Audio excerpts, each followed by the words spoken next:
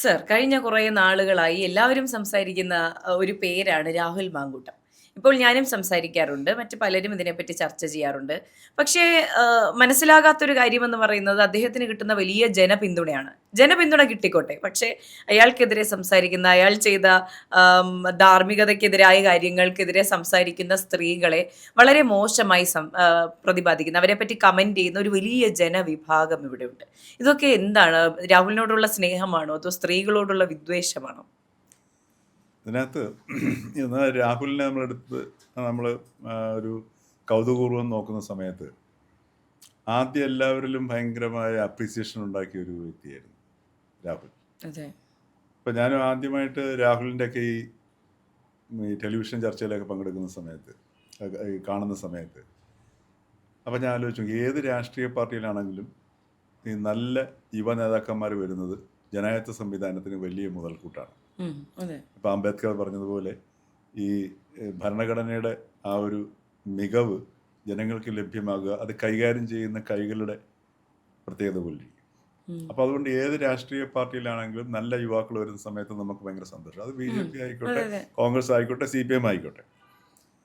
അപ്പോൾ അങ്ങനെ നോക്കുമ്പോൾ തുടക്കത്തിൽ വളരെ എഡ്യൂക്കേറ്റഡ് ആയിട്ടുള്ള, അതും സെൻറ്റ് സ്റ്റീഫൻസിനൊക്കെയാണ് പഠിച്ചു വന്നത്. സെൻറ്റ് സ്റ്റീഫൻസിലെ ഒരു സ്റ്റീഫനൈറ്റ് ആവുക എന്ന് പറഞ്ഞാൽ ഭയങ്കര സ്റ്റാറ്റസാണ്. വളരെ അപൂർവ ആൾക്കാർ ഈ സെൻറ്റ് സ്റ്റീഫനിലൊക്കെ പഠിക്കാൻ അവസരം നമ്മുടെ കൂട്ടത്തിൽ കിട്ടുന്നു. അപ്പോൾ അവിടെ നിന്നൊക്കെ ഡിഗ്രിയൊക്കെ എടുത്തു വന്ന ഈ യുവാവ് കാഴ്ചയ്ക്ക് സുമുഖനാണ്, നല്ല വൃത്തിയായിട്ട് സംസാരിക്കുന്നു, വളരെ പക്വതയോടെ സംസാരിക്കുന്നു. അങ്ങനെയാണ് ഈ ചർച്ചകളിൽ ജനങ്ങളുടെ ശ്രദ്ധ പിടിച്ചു പറ്റിയത്. മുതിർന്നവരുടെയും എല്ലാവരുടെയും ശ്രദ്ധ പിടിച്ചു പറ്റുന്നു. കുറച്ച് കഴിഞ്ഞപ്പോഴത്തേക്ക് അദ്ദേഹത്തിൻ്റെ സ്വരം ഇങ്ങനെ മാറി മാറി മാറി വരും. അത് കണ്ടപ്പോഴാണ് എന്നെ സംബന്ധിച്ചിട്ട് ആദ്യം എനിക്ക് ഭയങ്കര നല്ല അപ്രീസിയേഷൻ ആയിരുന്നു. തുടക്കം കഴിഞ്ഞപ്പോഴത്തേക്ക് പുള്ളിയുടെ ആ ഒരു സംഭാഷണം മാറുന്നുണ്ടപ്പോഴത്തേക്ക് എനിക്കൊരു വിഷമം കൂടെ വന്നു. കാര്യം ഇയാളും ആ മറ്റേ വഴിയിലേക്കാണല്ലോ പോകുന്നതെന്നുള്ള സാധനം. അതിൻ്റെ ഒരു ക്ലൈമാക്സ് ആയിരുന്നു ശരിക്കും പറഞ്ഞു കഴിഞ്ഞാൽ നമ്മുടെ പത്മജ വേണുഗോപാലിനെതിരെ പത്മജ BJPയിലേക്ക് പോയപ്പോൾ ഒരു നടത്തിയ പ്രസ്താവന ഞാൻ ഞെട്ടിപ്പോയി. അവിടെ വെച്ചിട്ട് തന്നെ എനിക്ക് രാഹുൽ മാങ്കൂട്ടത്തിൽ എന്താണെന്നുള്ളത് എനിക്ക് തിരിച്ചറിയാൻ കഴിയും. കാര്യം പൊളിറ്റിക്കലി കരുണാകരൻ്റെ മകളല്ല എന്നുള്ള ഒരു രീതിയിൽ പ്രസ്താവന നടത്തി. അത് രാഹുൽ മാങ്കൂട്ടത്തിൽ അത് വളരെ ശക്തമായ നീചമായ ഒരു ഭാഷയിലൂടെയാണ്, ഭാഷയും ശരീരഭാഷയിലൂടെയാണ് പറഞ്ഞത്. അതോടുകൂടി എന്നെ സംബന്ധിച്ച് രാഹുൽ മാങ്കൂട്ടത്തിൽ എന്താണ് ഒരു നമ്മൾ കണ്ട പേഴ്സണാലിറ്റിക്ക് വിരുദ്ധമായ ഒരു വ്യക്തിത്വമാണ് അദ്ദേഹത്തിൻ്റെ ഉള്ളിലുള്ളതെന്നുള്ളത് മനസ്സിലാക്കാൻ പറ്റുമായിരുന്നു. പക്ഷെ അതുവരെ ഉള്ളതിന് ഒരു ഹീറോയുടെ എല്ലാ പരിവേഷങ്ങളും ഉണ്ട്. പിന്നെ എപ്പോഴും ചിരിച്ച മുഖവുമായിട്ടാണ് രാഹുൽ കാണുക. പിന്നെ കുറേ കഴിഞ്ഞപ്പോഴത്തേക്ക് തർക്കത്തിൻ്റെ എല്ലാത്തിനും തർക്കുത്തരം പറയുന്ന ഒരവസ്ഥയിലേക്ക് രാഹുൽ മാറുന്നു. അപ്പോൾ ഇതിലൂടെയൊക്കെ രാഹുലിൻ്റെ യഥാർത്ഥ വ്യക്തിത്വം നമ്മളുടെ പുറത്തേക്ക് വരികയാണ് ചെയ്യുന്നത്. അങ്ങനെ പാലക്കാട് തിരഞ്ഞെടുപ്പ് വരുന്നു. ആ പാലക്കാട് തിരഞ്ഞെടുപ്പ് വന്ന അവിടെ ശക്തമായ പോരാട്ടമായിരുന്നു. അവിടെ വമ്പിച്ച ഭൂരിപക്ഷത്തിൽ ജയിക്കുന്നു. ആ ഭൂരിപക്ഷം അത്രയും കിട്ടാൻ കാരണം തന്നെ രാഹുൽ മാങ്കൂട്ടത്തിൻ്റെ സ്ഥാനാർത്ഥിത്വമാണ്. ആ സ്ഥാനാർത്ഥിത്വം എന്ന് പറഞ്ഞാൽ അതുവരെ അദ്ദേഹത്തിന് ഈ ടെലിവിഷനിലൂടെ കിട്ടിയ താരപരിവേഷത്തിൻ്റെ ഒരു ട്രാൻസ്ലേഷൻ ഒരു ആയിരുന്നു ആ ഒരു ഭൂരിപക്ഷം കിട്ടിയത്. അപ്പം അങ്ങനെ വന്നിട്ടാണ് അതിന് ശേഷമാണ് പിന്നീട് അതിനേക്കാൾ എന്താ പറയുക വിപുലമായ രാഹുലിൻ്റെ ഒരു വ്യക്തി ജീവിതത്തിൻ്റെ കഥകളിലേക്ക് പുറത്തേക്ക് വരുന്നു. അത് എല്ലാം ഈ സ്ത്രീ വിഷയങ്ങളാണ്. ഇപ്പം നമ്മുടെ മുമ്പിൽ തന്നെ ഉണ്ട് രാഹുലിൻ്റെ നമ്മുടെ മുമ്പിൽ നിൽക്കുന്ന രാഹുൽ എന്ന് പറഞ്ഞു കഴിഞ്ഞാൽ ഒരു ലൈംഗിക കുറ്റവാളി എന്ന് പറയാൻ പറ്റത്തില്ല, പക്ഷെ ലൈംഗിക വൈകൃതമുള്ള വ്യക്തിയാണെന്ന് നമുക്ക് പറയേണ്ടത്. തീർച്ചയായിട്ടും. കാര്യം യാതൊരുവിധമായ ഒരു വ്യക്തിപരമായ ഒരു ഡിസിപ്ലിനും ഇല്ലാത്ത ഇൻഡിസിപ്ലിൻഡ് ആയിട്ടുള്ള ഒരു യുവാവാണ്. മാത്രമല്ല ഉഭയകക്ഷി സമ്മതപ്രകാരം ആർക്കും ലഭ്യമാകുന്ന ഒരു യുവാവുണ്ടാണ് അല്ലേ? അപ്പോൾ ഉഭയകക്ഷി പ്രകാരമാണെങ്കിൽ എന്താ പ്രശ്നം എന്ന് പറയും, ഞാൻ നിരപരാധിയാണെന്നാണ് പറയുന്നത്. എല്ലാ കേസുകളിലും ഞാൻ നിരപരാധിയാണ്, ഉഭയകക്ഷി പ്രകാരമാണ് ഞാൻ ചെയ്തതെന്ന് പറയും. അപ്പോൾ അതിങ്ങനെ ഇതൊരു നോർമൽ സംഗതിയാണ് എന്നുള്ള രീതിയിലാണ് ചെയ്യുന്നത്. അത് ശരിക്കും പറഞ്ഞാൽ മൃഗങ്ങൾക്ക് പോലും ആക്ഷേപകരമാണ്. ഇപ്പം ചില മൃഗങ്ങളൊക്കെ ഉണ്ട്, ചില പക്ഷികളുണ്ട്, ഇപ്പം ഈഗിൾ, അതൊക്കെ ഒരു സിംഗിൾ പാർട്ണർ. അതേപോലെ ചില മത്സ്യങ്ങളുണ്ട്, കരിമീൻ, ഏഹ് അപ്പം ഞാനത് എനിക്ക് മനസ്സിലാക്കിയത് ആ, നമ്മുടെ റാം കെയർ ഓഫ് ആനന്ദി എന്നുള്ള ഉം. നോവലില്ലേ, ഉം. അഖിൽ ധർമ്മജന്റെ അതെ അതെ. അഖിൽ ധർമ്മജന്റെ ആ നോവൽ വായിച്ചപ്പോഴാണ് ഞാനത് മനസ്സിലാക്കുന്ന സാധനം. അതിനകത്ത് കരിമീൻ ഇതുപോലെ ഒരണയെ മാത്രം പിന്നെ സ്വീകരിക്കുന്ന അല്ലെങ്കിൽ മാത്രം ഒതുങ്ങി നിൽക്കുന്ന ഒരു ജീവിയാണ്. അപ്പം മനുഷ്യൻ ഈ പറഞ്ഞതുപോലെ ഇത് മനുഷ്യന് തന്നിരിക്കുന്ന ഒരു സംഗതി എന്ന് പറഞ്ഞു കഴിഞ്ഞാൽ ഒരു ചോയ്സാണ്. മനുഷ്യൻ ചോയ്സ് മേക്കറാണ്. നമുക്കൊരു മറ്റ് മൃഗങ്ങളും പക്ഷികളും ഒക്കെ പ്രകൃതി ഇങ്ങനെ നേച്ചറുമായിട്ട് അതിൻ്റെ ആവശ്യത്തിനനുസരിച്ചിട്ട് ചേർത്ത് നിർത്തിയിരിക്കുക, ഒന്നും ചെയ്യേണ്ട ആവശ്യമില്ല. ഇപ്പം നായ്ക്കളാണെങ്കിൽ കന്നിമാസത്തിൽ അവർ പ്രജനന പ്രക്രിയ ഏർപ്പെടും, അല്ലേ? അപ്പം അങ്ങനെ ഓരോന്നിനും ഓരോ സീസണുകളായിട്ട് ഇങ്ങനെയുള്ള സംഗതിയാണ്. മനുഷ്യനതല്ല, മനുഷ്യനൊരു സോഫ്റ്റ്വെയർ തന്നിട്ടുണ്ട് പ്രകൃതി. ആ പ്രകൃതി എന്ന് പറഞ്ഞാൽ നമ്മൾ ചോയ്സ് മേക്കേഴ്സാണ്. അതായത് to do or not to do or do it otherwise. ഇതാണ് ആ സോഫ്റ്റ്വെയർ. ഒന്നുകിൽ ചെയ്യാതിരിക്കുക, അല്ലെങ്കിൽ മറിച്ച് ചെയ്യുക. ഏത് കാര്യത്തിൽ ഇപ്പം ഞാനിപ്പം മേഘയായിട്ട് സംസാരിക്കുന്ന സമയത്ത് ഈ വാക്ക് ഉപയോഗിക്കണോ വേണ്ടോ എന്നുള്ളത് പോലും ഈ സോഫ്റ്റ്വെയർ ഉപയോഗിച്ചിട്ടാണ് നമ്മൾ സംസാരിക്കുന്നത്, അല്ലേ? ഇപ്പോൾ നമ്മൾ ഏത് തീരുമാനം എടുക്കുമ്പോഴും ഈ 3 സാധനങ്ങളാണ് പ്രവർത്തിക്കും. വേണോ വേണ്ടയോ, റോഡ് ക്രോസ് ചെയ്യണോ വേണ്ടയോ, അതോ ക്രോസ് ചെയ്യാതെ മേൽപ്പാലം കയറി പോകണോ, അതോ ഈ ഭാഗത്തുള്ള കടകളിൽ കാണാൻ സാധനം വാങ്ങിക്കണോ. എപ്പോഴും ഈ സാധനമാണ് നമ്മൾ എപ്പോഴും നയിക്കുന്ന സാധനം. അപ്പം ഇത് നന്നായിട്ട് ഉപയോഗിക്കുന്നവരാണ് മനുഷ്യൻ്റെ രൂപത്തിലുള്ള വ്യക്തികളിൽ വളരെ വേറിട്ട് നിൽക്കുന്നത്. ലോകത്തിലെടുത്തിട്ടുള്ള എല്ലാ ശ്രദ്ധിക്കപ്പെട്ട വ്യക്തികളും ഈ സോഫ്റ്റ്വെയറിനെ കൃത്യമായി നല്ല രീതിയിൽ ഉപയോഗിക്കുന്നു. അത് അവരുടെ ജീവിതത്തിനും ഭംഗിയുണ്ടാക്കും, അവരുടെ ജീവിതം മറ്റുള്ളവരുടെ ജീവിതത്തിന് ഭയങ്കരമായിട്ടുള്ള മാറ്റങ്ങളും സൃഷ്ടിക്കും. ഇപ്പൊ ഗാന്ധിജി ഒറ്റ മനുഷ്യൻ, ഈ 5 അടി ഉയരവും ഈ ചെറിയ മനുഷ്യൻ, അല്ലേ? ഇപ്പോഴും നമ്മുടെ ഇന്ത്യയിലെ ഏറ്റവും വലിയ നേതാവ് എന്ന് പറഞ്ഞാൽ ഗാന്ധിജിയാണ്, അല്ലേ? അതേപോലുള്ള ഓരോ വ്യക്തിത്വങ്ങൾ, അത് അവരുടെ ജീവിതത്തിലെല്ലാം ഈ സോഫ്റ്റ്വെയറിനെ കൃത്യമായി ഉപയോഗിച്ചതിൻ്റെ ഫലമാണ്. ഇവിടെ രാഹുലിന് പറ്റിയ പ്രശ്നം എന്ന് വെച്ച് കഴിഞ്ഞാൽ ഈ സോഫ്റ്റ്വെയറിന് പുറത്ത് യാതൊരു കൺട്രോൾ ഇല്ലാണ്ടായി, കറപ്റ്റായി. ഇപ്പം നമ്മളെല്ലാം സിസ്റ്റം കറപ്റ്റായി പോകുമല്ലോ. ഈ അധികാരം കൊണ്ട് കണ്ണുമുടപ്പെട്ടതായിരിക്കുമോ? അതിന് പല കാരണങ്ങളാണ്. അതായത് അധികാരം കൊണ്ടല്ലത്, അദ്ദേഹത്തിന് ഒരു ഇപ്പം നമ്മൾ ഒന്നും കൂടെ വിശദമായിട്ട് നോക്കിക്കഴിഞ്ഞാൽ അദ്ദേഹം ഒരു വളരെ അധികം വിഷാദരോഗം അനുഭവിക്കുന്ന വ്യക്തിയാണ്. ഡീപ്പ് ഡിപ്രഷൻ പേഷ്യൻ്റാണ് രാഹുൽ മാങ്കൂട്ടത്തിൽ. കരുത്, ഒരു സംശയം വേണ്ട. മനസ്സിലായില്ലേ? ഇപ്പോൾ അതിന് വേണ്ടിയിട്ടാണ് അദ്ദേഹത്തിനെ സംബന്ധിച്ച് ഒരു മനുഷ്യന് ഒരു യൗവനത്തിൽ കിട്ടാവുന്ന ഏറ്റവും വലിയ സന്തോഷത്തിൻ്റെ ഒരു കാരണമായിട്ട് സെക്സിനെ കാണുന്നുണ്ടോ? ചിലർ മദ്യത്തിലേക്ക് മാറും, ചിലർ മയക്കുമരുന്നിലേക്ക് പോകും, ചിലർ ഈ പറഞ്ഞതുപോലെ ഉപദ്രവങ്ങളിലേക്ക് പോകും, ഇങ്ങനെ തീവ്രമായ സംഗതികളിലേക്ക് പോകും, ചിലർ തീവ്രവാദ ക്യാമ്പുകളിലേക്ക് പോകും. അപ്പം ഇതൊക്കെ എടുത്തു നോക്കിക്കഴിഞ്ഞാൽ അതെല്ലാം ഒരു സന്തോഷം തേടി പോവുകയാണ് ചെയ്യുന്നത്. ഇത് എനിക്ക് തോന്നുന്നു ഇത് ചൈൽഡ്ഹുഡ് ട്രോമയിലേക്ക് കൊണ്ട് കെട്ടേണ്ടി വരുമെന്ന് അദ്ദേഹം ആ ഇന്റർവ്യൂവിലും പറയുന്നുണ്ട്. അമ്മയുടെ കണ്ണുനീര് കണ്ടാണ് വളർന്നതെന്ന്. അമ്മയുടെ കണ്ണുനീരെന്ന് മാത്രമല്ല, അമ്മയും രാഹുലും തമ്മിലുള്ള ബന്ധത്തിൽ പോലും ഒരു സാധാരണ അമ്മയുടെ സ്നേഹം കിട്ടി വളർന്ന ഈ പയ്യനല്ല രാഹുൽ. ഇപ്പോൾ നല്ല സ്നേഹമൊക്കെ ഉണ്ടാവുമായിരിക്കും, പക്ഷെ അമ്മയും മകനും തമ്മിലുള്ള അദ്ദേഹത്തിൻ്റെ ലൈഫിലെ ആദ്യത്തെ ഫെമിനൈൻ ക്വാളിറ്റി ആയിട്ടുള്ള ഇൻട്രൊഡക്ഷൻ എന്ന് പറയുന്നത് അമ്മയാണ്. അമ്മയുമായിട്ടുള്ള ഒരു വ്യക്തിയുടെ, ഒരാണിൻ്റെ കാര്യം പറയുകയാണെങ്കിൽ, അമ്മയുമായിട്ടുള്ള ആ റിലേഷൻഷിപ്പിൻ്റെ ക്വാളിറ്റി ആയിരിക്കും പിന്നീട് അയാളുടെ ലൈഫിലുണ്ടാവുന്ന എല്ലാ സ്ത്രീകളുമായിട്ടുള്ള ബന്ധത്തിൻ്റെ അടിസ്ഥാനമായിട്ടുള്ള നിർണായക ഘടകം. അതിനകത്ത് യാതൊരു സംശയവും വേണ്ട കാര്യം. തീർച്ചയായിട്ടും അച്ഛനും നിർണായക പങ്കുണ്ട്. മനസ്സിലായില്ലേ? അച്ഛൻ്റെ റോളും വളരെ പ്രധാനപ്പെട്ടതാണ്. ഉദാഹരണത്തിന് 2 വ്യക്തികളെ എടുക്കാം. 20-ാം നൂറ്റാണ്ടിൽ 2 വ്യക്തികൾ. ചാർലി ചാപ്ലിൻ, അതായത് അമ്മ വിശന്നിട്ട് അവരുടെ വയറ് നട്ടലിനോട് ഒട്ടി നിൽക്കുന്ന സമയം, ഒന്നും കൊടുക്കാൻ നിവൃത്തിയില്ല. അപ്പോഴും ആ ഒട്ടിയ വയറിൻ്റെ ചൂടിലേക്ക് ചാപ്ലിനെ പിടിച്ചു വെച്ച് വളർത്തി, സ്നേഹം കൊടുത്ത് വളർത്തിയ അമ്മ. ആ ചാപ്ലിൻ ഇന്നും നമ്മളെ ചിരിപ്പിച്ചുകൊണ്ടിരിക്കും, അല്ലേ? അതേ സമയത്ത് തൻ്റെ വാസന മനസ്സിലാക്കാതെ തൻ്റെ താല്പര്യം അനുസരിച്ച് തല്ലിപ്പഴിപ്പിച്ച് നേരെയാക്കാൻ നോക്കിയ ഭയങ്കര ദേഷ്യക്കാരനായ അച്ഛൻ്റെ മകൻ ഹിറ്റ്ലർ. വിയന്ന സ്കൂളിൽ ആർട്ട് സ്കൂളിൽ പോയിട്ട് 2 തവണ അഡ്മിഷൻ ശ്രമിച്ചിട്ടും കിട്ടിയില്ല. കിട്ടിയിരുന്നെങ്കിൽ അദ്ദേഹം വലിയ ആർട്ടിസ്റ്റായിട്ട് പോയി ലോകമറിയുന്ന ആർട്ടിസ്റ്റായിട്ട് മാറിയത്. ആ എനർജി അങ്ങനെ പോകുമായിരുന്നു. ചരിത്രത്തിലെ ഏറ്റവും വലിയ ഭീകര സ്വപ്നമായിട്ട് ഇന്ന് നമ്മളെ പേടിപ്പിക്കും. അപ്പം ഇതെല്ലാം നോക്കുക, ചൈൽഡ്ഹുഡിലേക്ക് നോക്കുക സാധനം. അതിലേറ്റവും നിർണായകം ഈ പറഞ്ഞതുപോലെ ഇപ്പം ഇവിടെ ഇപ്പം അമ്മയുമായിട്ടുള്ള റിലേഷൻഷിപ്പ്. അപ്പം അമ്മയ്ക്ക് എന്തുകൊണ്ട് തൻ്റെ കുഞ്ഞിനെ സ്നേഹിക്കാൻ കഴിയുന്നില്ല വേണ്ട രീതിയിൽ? അവർ ഡിസ്റ്റർബ്ഡ് ആയിരിക്കും. ചിലപ്പോൾ അവരുടെ ഭർത്താവിൻ്റെ ഭാഗത്തു നിന്നുണ്ടായിട്ടുള്ള പീഡനങ്ങളോ മനപ്രയാസങ്ങളോ മറ്റു കാരണങ്ങളോ ആയിരിക്കും. അങ്ങനെ ആകുമ്പോൾ അമ്മ അസ്വസ്ഥമാകുന്നു. അപ്പോൾ ആ ഒരു കുഞ്ഞിൻ്റെ ഒരു കുഞ്ഞിനെ അമ്മ വളർത്തണമെന്ന് വെച്ച് കഴിഞ്ഞാൽ 5-6 വയസ്സ് വരെ അമ്മ തന്നെ ആയിരിക്കണം കുഞ്ഞിനെ വളർത്തേണ്ടത്.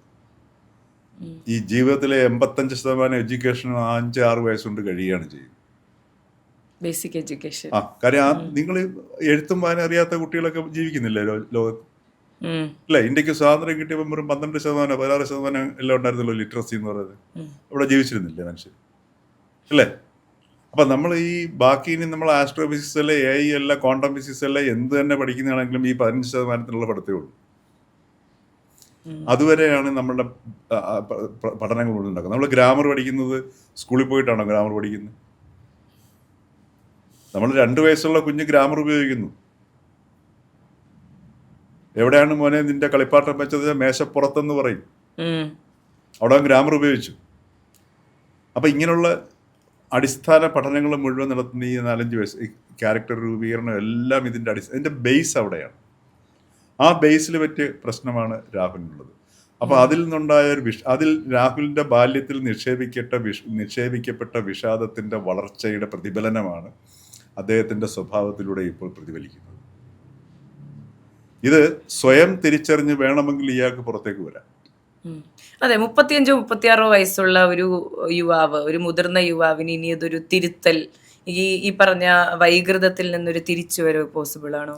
പോസിബിൾ ആണെന്ന് വെച്ച് കഴിഞ്ഞാൽ മനുഷ്യന് പ്രായം ഒരു പ്രശ്നമില്ല. ഏത് വയസ്സിൽ വേണമെങ്കിലും ഇതിലേക്ക് തിരിച്ചു വരും. പക്ഷെ അതിനുള്ള ഒരു നിശ്ചയദാർഢ്യവും തയ്യാറെടുപ്പും വേണം. പക്ഷെ ഈ വിഷാദത്തിൻ്റെ പടുകുഴിയിൽ കിടക്കുന്ന ഈ വ്യക്തിക്ക് അവിടെ നിന്നുകൊണ്ട് ധൈര്യം കിട്ടത്തില്ല. ഇതിന് ധൈര്യവും കൂടെ വേണം. ഏതെങ്കിലും ഒരു നിമിഷത്തിൽ ധൈര്യം വേണം. വിഷാദം അനുഭവിക്കുന്നവർക്ക് ഒരിക്കലും ധൈര്യം ഉണ്ട്. ധൈര്യം ഭാവിക്കും, പുറത്ത് ഭാവിക്കും. ഇപ്പൊ ഉദാഹരണത്തിന്, എന്തുകൊണ്ടാണ് ഒരാൾ റേപ്പ് ചെയ്യുന്നത്? ഒരു റേപ്പിസ്റ്റിന്റെ മാനസികാവസ്ഥ നോക്കുക. അതല്ലെങ്കിൽ ഒരു ബസ്സിൽ കയറി ഒരു പെൺകുട്ടിയെ അടുത്ത് ചെന്ന് നിന്ന് തട്ടുകയും പിടിക്കുകയും തോണ്ടിയൊക്കെ ചെയ്യുന്നു. എന്തുകൊണ്ടാണ് ചെയ്യുന്നത്? അത് റേപ്പിസ്റ്റിന്റെ ചെറിയൊരു സംഗതിയാണ്. അല്ലേ? എന്തുകൊണ്ടാണ് അങ്ങനെ ചെയ്യുന്നത്? അപ്പോഴത്തെ ഒരു സുഖത്തിന് വേണ്ടി അല്ല ഇത് ചെയ്യുന്നത്. ഇത് കാണുമ്പം, ഒരു പെൺകുട്ടിയെ കാണുമ്പോഴത്തേക്ക് അദ്ദേഹത്തിന്റെ ഉള്ളിൽ ആഗ്രഹം ഉണരുകയാണ് ചെയ്യുന്നത്. ആ ആഗ്രഹം സാധിച്ചു കിട്ടിക്കഴിഞ്ഞാൽ എനിക്ക് സുഖം കിട്ടും എന്നുള്ള, സന്തോഷം കിട്ടും എന്നുള്ളൊരു ചിന്ത അയാളെ നയിക്കുന്നു. അപ്പോൾ ആ സന്തോഷത്തിന് വേണ്ടി അയാൾ ഈ പെൺകുട്ടിയുടെ ചിലപ്പം എവിടെയെങ്കിലും ദേഹത്ത് തോണ്ടിയോ പിടിക്കുകയോ അല്ലെങ്കിൽ എന്തെങ്കിലുമൊക്കെ ചെയ്തിരിക്കും. അപ്പോൾ സുഖം കിട്ടും എന്നുള്ള ആ ചിന്തയാണ് അയാളെ ഇത് ചെയ്യിക്കുന്നത്. അല്ലേ? അത് ചെയ്ത് കഴിയുമ്പോൾ ഉണ്ടാവുന്ന അച്ചീവ് ചെയ്തൊരു സന്തോഷം കിട്ടുന്നുണ്ട്. മാത്രവുമല്ല, അയാൾ ഒരു വിഷാദമുള്ള വ്യക്തികൾക്ക് സ്വയം ബഹുമാനം ഉണ്ടാവില്ല. ആ സ്വയം ബഹുമാനം ഇല്ലാത്തതുകൊണ്ട് അയാൾക്ക് സ്വയം തോന്നുകയാണ്, ഈ പെണ്ണിന് എന്നെ നോക്കിക്കഴിഞ്ഞാൽ I am not worth attracting her. അവൾ എന്നിൽ ആകൃഷ്ടയാകാൻ എനിക്ക് യോഗ്യതയില്ല എന്നൊരു തോന്നൽ വരും. എനിക്ക് അർഹതയില്ല എന്നൊരു തോന്നൽ വരും. ആ അർഹതയില്ല എന്ന് തോന്നൽ വരുമ്പോഴത്തേക്കാണ് നമ്മൾ എന്ത് തട്ടിപ്പറിക്കാൻ നോക്കുന്നത്. ഈ തട്ടിപ്പറിക്കലാണ് ഈ തോണ്ടലും പിടിക്കലും, അവസാനം ഈ റേപ്പുമല്ല. സ്വയം ബഹുമാനമില്ല. ഒരു സ്ത്രീ താൻ ഇഷ്ടപ്പെടുന്ന ഒരു സ്ത്രീ തന്നിൽ ഒരിക്കലും ആകൃഷ്ടയാകില്ല എന്നുള്ള ഉറപ്പിൻ്റെ അടിസ്ഥാനത്തിൽ ആണ് ഇതെല്ലാം ചെയ്യുന്നത്. കടന്നാക്രമിക്കുക ചെയ്യുന്നത്. അല്ലേ? മറിച്ച് ഒരു സ്ത്രീ നമുക്ക് ഇഷ്ടം തോന്നി, എനിക്ക് ഒരു സ്ത്രീക്ക് എന്നിൽ ആകൃഷ്ടയാകാനുള്ള എല്ലാ യോഗ്യതകളുള്ള ഒരു വ്യക്തിയാണ് ഞാൻ എന്ന് അറിയുന്ന ഒരുത്തൻ ഒരിക്കലും പോയി തോണ്ടലിനും പിടിക്കലിനും പോവില്ല. അപ്പോൾ രാഹുലിനും ഇങ്ങനെ ഒരു ചിന്ത ഉണ്ടാകുമോ? തീർച്ചയായിട്ടും ഇല്ലാതെ ചെയ്യാൻ പറ്റില്ല. രാഹുലിന്റെ പ്രശ്നം എന്ന് വെച്ചാൽ, രാഹുൽ ഈ സന്തോഷം തേടി അലയുകയാണ്. ഒരു സ്ത്രീ ആയിട്ട് ചെല്ലുന്നു. അവിടെ ഇപ്പോൾ അദ്ദേഹത്തിന്റെ ഈ പുറത്തു വന്നിട്ടുള്ള മറ്റേ പിന്നെ ശബ്ദരേഖകളും മറ്റൊക്കെ വെച്ച് നോക്കുമ്പോഴത്തേക്ക് അദ്ദേഹം ഈ സ്ത്രീയെ ഒരു പിന്നെ സ്ത്രീകളും അദ്ദേഹത്തിനെ സമീപിക്കുന്നുണ്ട്, ഇല്ലയെന്ന് പറയുന്നില്ല. പക്ഷേ സ്ത്രീയിൽ ഈ പറഞ്ഞ പോലെ പലർക്കും പ്രഗ്നൻ്റായി, ഗർഭിണികളായി. അപ്പം എന്തുകൊണ്ട് ആ ഒരു അവസ്ഥയിലേക്ക് നീങ്ങി?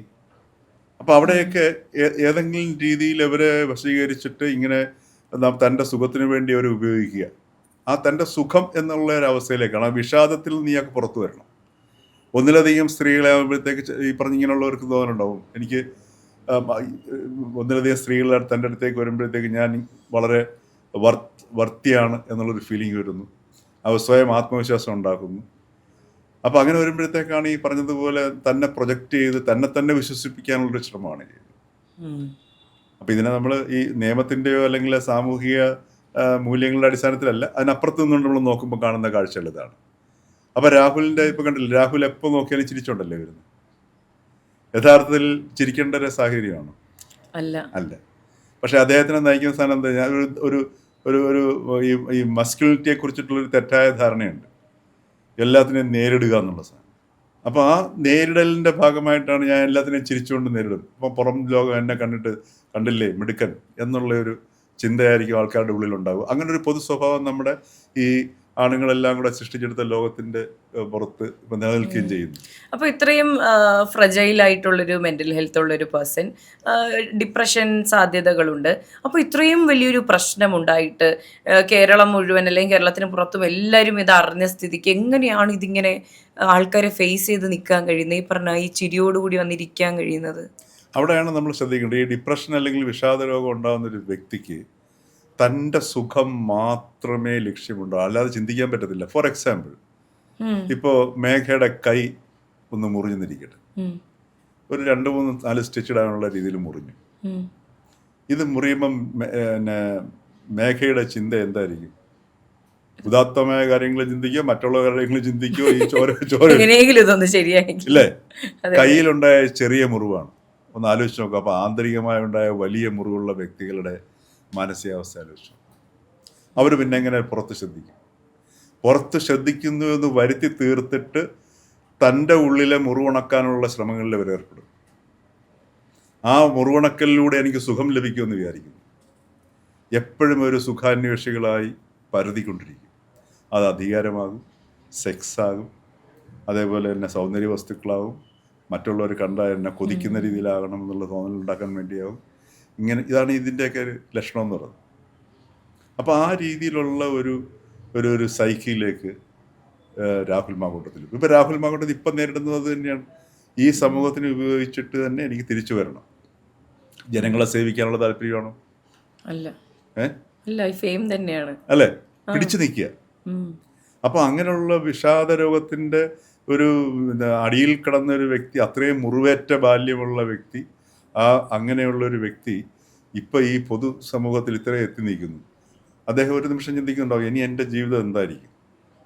അദ്ദേഹത്തിന് ക്വാളിഫിക്കേഷൻ ഉണ്ട്, ഒരു ജോലിക്ക് പോയാൽ കിട്ടത്തില്ല. ഒരു ബിസിനസ് ചെയ്യാമെന്ന് വെച്ച് കഴിഞ്ഞാൽ അതിൻ്റെ സാധ്യത എത്രമാത്രമുണ്ട്? കാര്യം പൊതു സമൂഹത്തിൽ ഇറങ്ങാൻ ഇറങ്ങി സാധാരണ മനുഷ്യനെ പോലെ ജീവിക്കാൻ പറ്റാത്തൊരവസ്ഥ. ഇനി രാഷ്ട്രീയത്തിൽ നിന്നല്ലാതെ പിടിച്ചടിച്ച് ഇതിനകത്ത് നിന്നിട്ട് ലൈം ലൈറ്റിൽ നിൽക്കുക, അല്ലെങ്കിൽ പൊതു ജീവിതത്തിൽ നിൽക്കുക എന്നുള്ള ഒരു മാർഗം മാത്രമേ അദ്ദേഹത്തിൻ്റെ മുമ്പിൽ തെളിഞ്ഞു കാണുന്നുള്ളൂ, അദ്ദേഹത്തിൻ്റെ കാഴ്ചപ്പാടിലൂടെ. അതല്ലെങ്കിൽ പിന്നെ വല്ല അമേരിക്കയിലേക്കോ അല്ലെങ്കിൽ ജർമ്മനിയിലേക്കോ എവിടെയെങ്കിലും പോയിട്ട് വേറെ ജോലി നോക്കി ജീവിക്കണം. അവിടെ പോയാൽ പോലും പുള്ളിക്ക് വാസ്തവത്തിൽ മലയാളികളില്ലാത്ത സ്ഥലങ്ങളില്ല എന്നും അറിയപ്പെടും അല്ലേ? അപ്പം ഇങ്ങനെയൊക്കെയുള്ള അവസ്ഥയിലാണ് ഈ രാഹുൽ ഈ ഒരു ചിരിയോടുകൂടി നമ്മളുടെ മുമ്പിൽ വന്നിരിക്കുന്നത്. അപ്പോൾ നമ്മൾ മനസ്സിലാക്കേണ്ട സാധനം, ഇതിനെ നമ്മൾ പല രീതിയിൽ കാണാം. ഇപ്പം രാഹുൽ മാങ്കൂട്ടത്തിൻ്റെ ഒരു കണ്ടംപററി പൊളിറ്റിക്സിൻ്റെ പശ്ചാത്തലത്തിലും ഇപ്പോൾ നല്ല ഈ സാമൂഹ്യ മാധ്യമങ്ങളിലെ ട്രോളുകളും ഇൻ്റർവ്യൂ ഒക്കെ വെച്ചുകൊണ്ടേ കാണാം.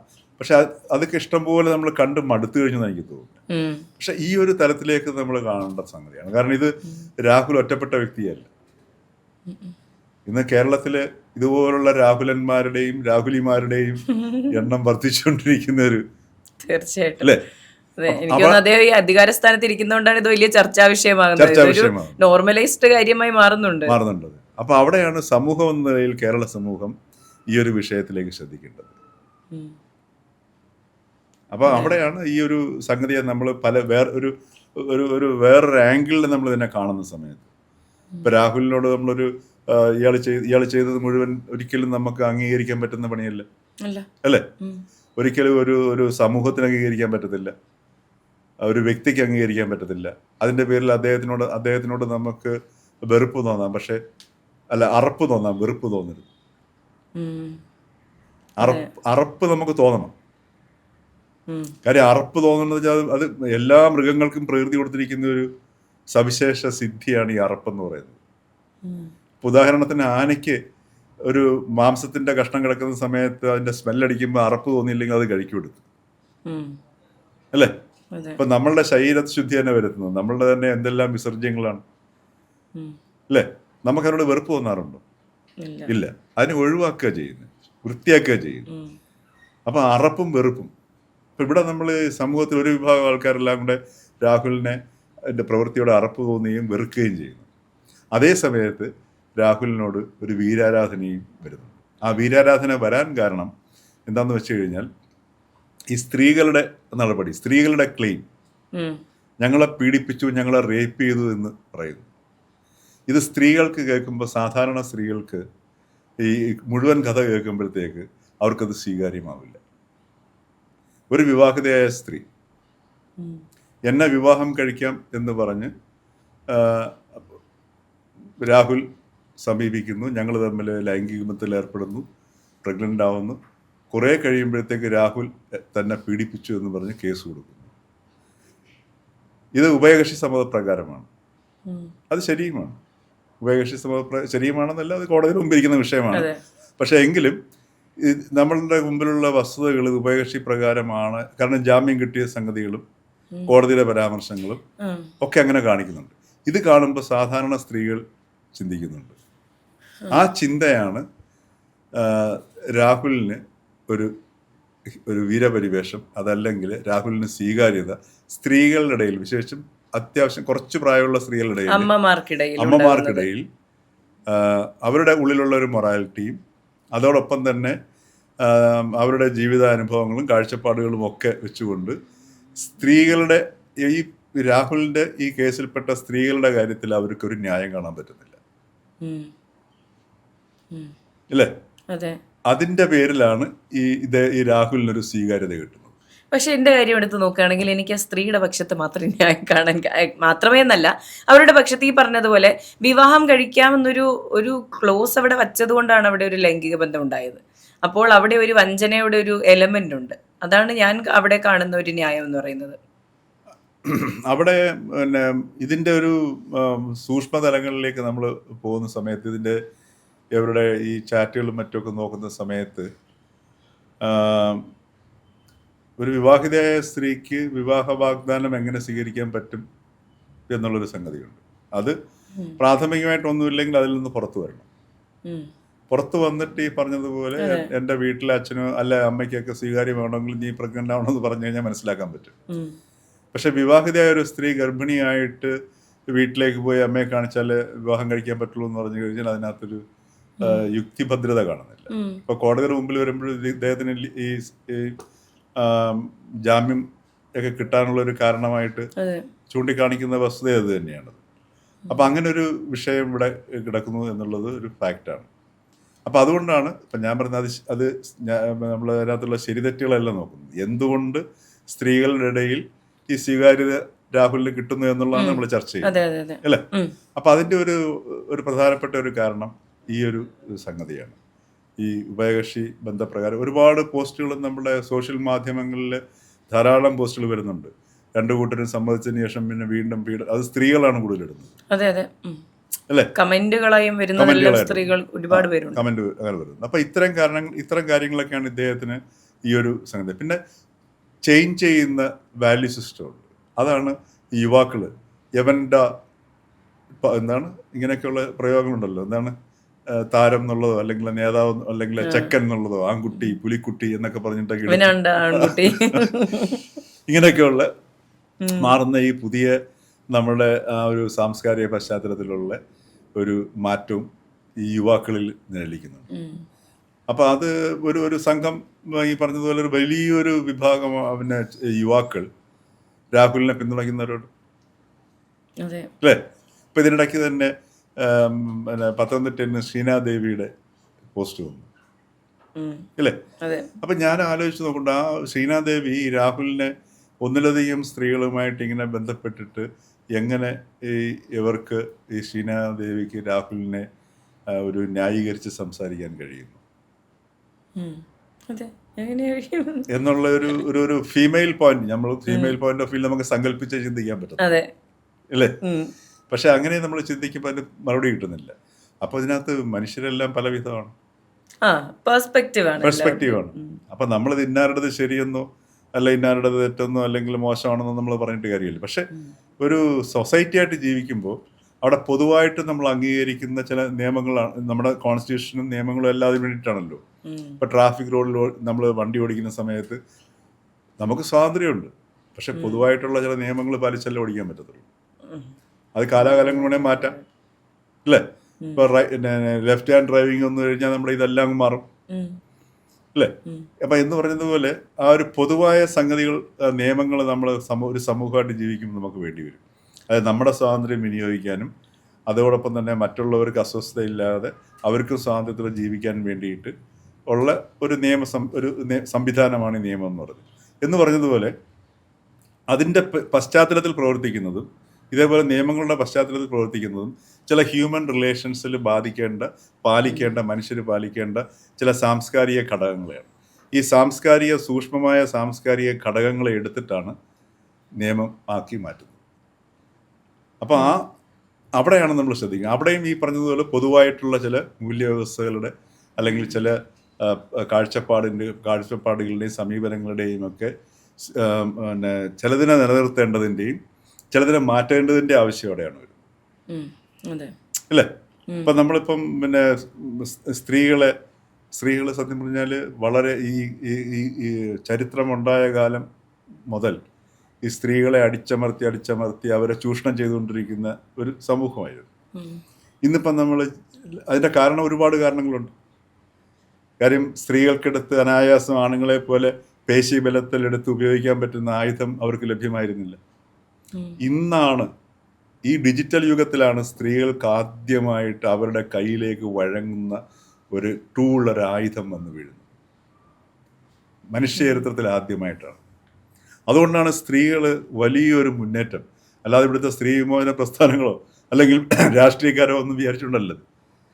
സ്ത്രീകളുടെ കയ്യിൽ ഒരു ശരിക്കും പറഞ്ഞാൽ ഒരു ഫെമിനൈൻ ടൂൾ ആദ്യമായിട്ട് മനുഷ്യരാശി ഉണ്ടായതിനു ശേഷം സ്ത്രീകളുടെ കയ്യിലേക്ക് വരുന്നത് ആദ്യമാണ്. അതുകൊണ്ടാണ് സ്ത്രീകൾ വളരെയധികം മുന്നോട്ട് വരികയും അവരുടെ കഴിവുകൾ പ്രകടിപ്പിക്കുകയും ചെയ്യുമ്പോഴത്തേക്കാണ് ഇവിടെ ഒരു കോൺഫ്ലിക്റ്റ് ഡെവലപ്പ് ചെയ്യുകയാണ്. നിലവിലുള്ള ആ ഒരു സിസ്റ്റം, ഉദാഹരണത്തിന് ആണുങ്ങൾ ത്രട്ടൻഡ് ആണ്.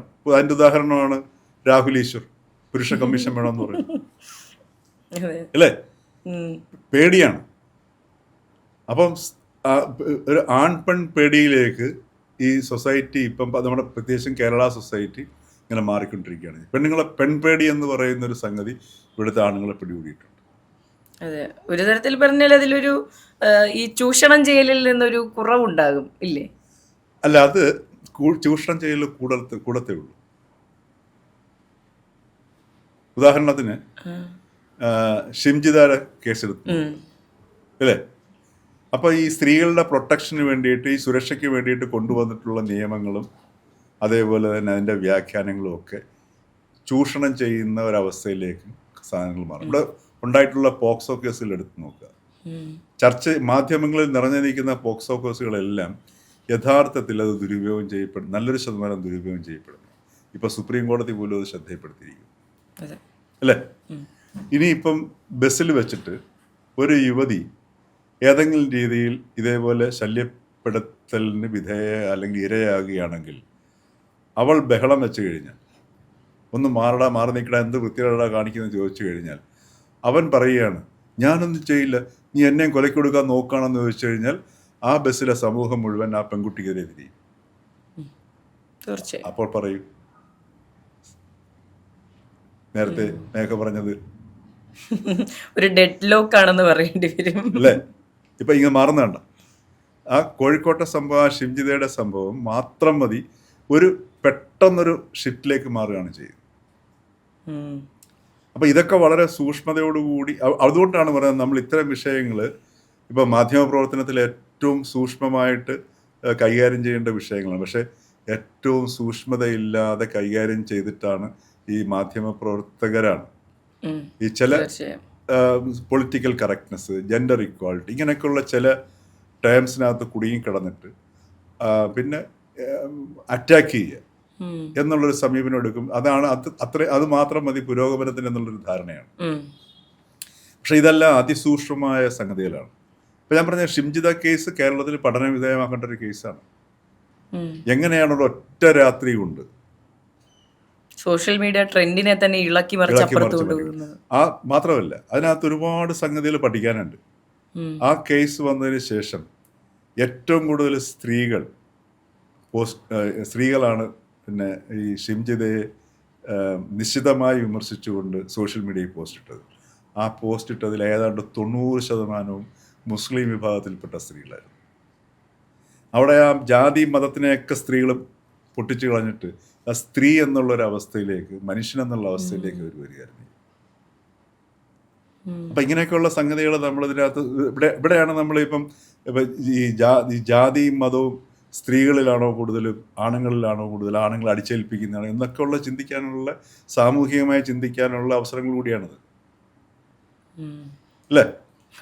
അപ്പം ഇങ്ങനെയാണ് നമ്മുടെ സൊസൈറ്റിയിൽ ഓരോരോ സാധനങ്ങൾ മാറുന്നത്. അതുകൊണ്ട് നമുക്ക് പ്രകടമായിട്ട് നമുക്ക് ഈ സ്ത്രീരക്ഷയ്ക്ക് കൊണ്ടുവന്നിരിക്കുന്ന പല സംഗതികളും ദുരുപയോഗം ചെയ്യുമ്പോൾ അത് പഴയതിനേക്കാൾ എന്ത് കാരണം കൊണ്ടാണോ ഇത്തരം നിയമങ്ങൾ കൊണ്ടുവരേണ്ടി വന്നത് അതിന് മുമ്പുണ്ടായിരുന്ന അവസ്ഥയേക്കാൾ മോശപ്പെട്ട അവസ്ഥയിലേക്ക് തള്ളിയിടപ്പെടും.